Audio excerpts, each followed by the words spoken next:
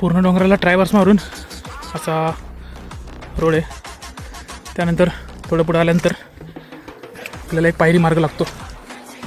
हा आपल्याला सरळ घेऊन जातो त्र्यंबक दरवाजाकडे. तुम्हाला दाखवतो इकडनं. पूर्ण दगडांच्या मधून डोंगरांच्या मधून कामाद्वारे पायऱ्या कोरलेल्या आहेत. पूर्ण डोंगर खोदलेला आहे. एकदा ड्रोनच्या साहाय्याने पण बघा, तुम्हाला क्लिअर दिसेल.